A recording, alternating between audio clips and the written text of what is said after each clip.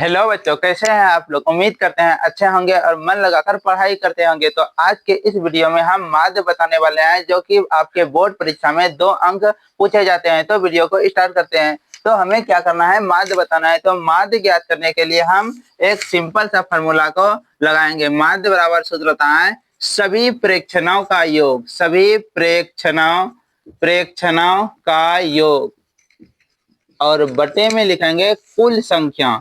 ये आपके बोर्ड परीक्षा में ऑब्जेक्टिव टाइप का क्वेश्चन रहता है। तो सभी प्रेक्षणों का योग बटे कुल संख्या, जैसे लिखेंगे 2, 3, 1, 5, 6 का माध्य निकालना है। ये माध्य निकालना है, हमें इसका माध्य निकालना है। इस तरह से पहले ऑब्जेक्टिव में पूछा जाता है। तो माध्य निकालने के लिए क्या करेंगे, सभी को जोड़ करके जितना संख्या है उससे भाग दे देंगे। तो लिखेंगे 2 + 3 + 1 + 5 + 6, और कितना संख्या है 1 2 3 4 5, 5 संख्याएं। तो हम 5 से भाग दे देंगे।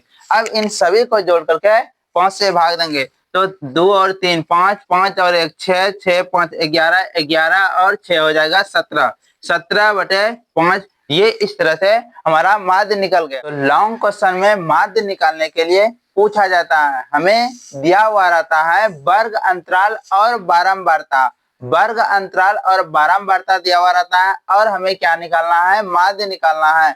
तो वर्ग अंतराल हमारा 0 से लेकर के 2 है, और यहाँ 12 से 14 तक लास्ट तक दिया हुआ है, और बारंबारता भी दिया हुआ है। हमें क्या ज्ञात करना है, माध्य निकालना है। माध्य निकालने के लिए हमें 2 चीज और निकालना पड़ता है। हमें और किसी वर्ग चिन्ह का मान निकालना पड़ता है, और Fi × Xi का मान निकालना पड़ता है।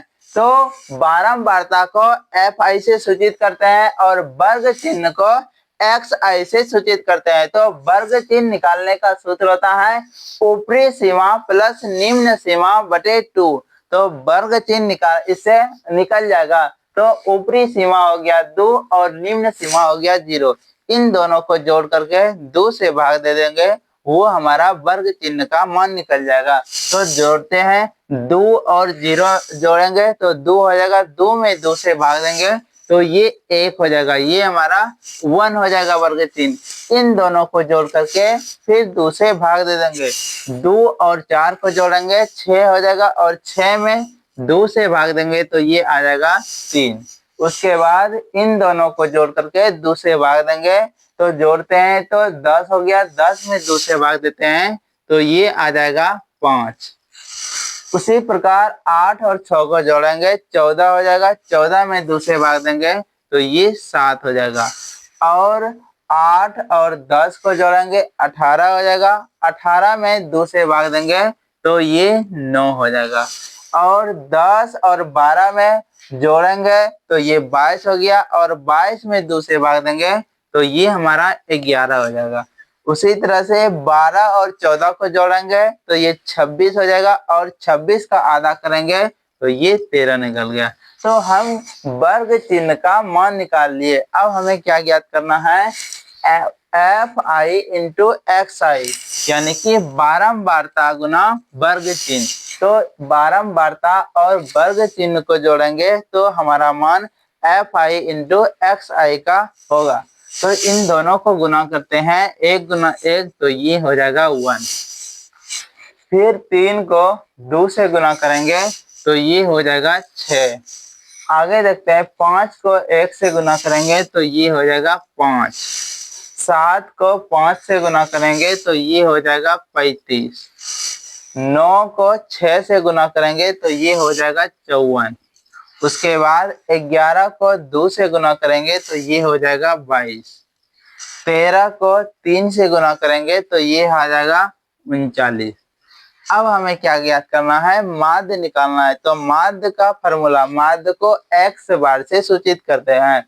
तो माध्य बराबर फॉर्मूला होता है सिग्मा Fi × Xi बटे सिग्मा Fi। तो इन सभी को जोड़ते हैं तो ये हमारा सिग्मा Fi का मान आ जाएगा। तो इन सभी को जोड़ते हैं तो ये हमारा जोड़ने के बाद आ जाता है 20।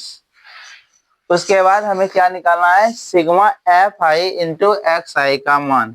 Sigma F I into X I. तो इन सभी को जोड़ने के बाद आ जाएगा हमारा 162। 162 आ जाएगा। अब हमें इस सूत्र पर इनका मान रख देना है। तो माध्य बराबर सूत्र लिखा हुआ है, तो sigma F I into X I का मान क्या निकला है 162 और बटे में सिग्मा एफ आई का मान निकला हुआ है 20। तो 162 में से 20 से भाग देंगे तो ये निकल जाएगा मान 8.1। तो हमारा माध्य का मान इस प्रकार से निकल गया 8.1।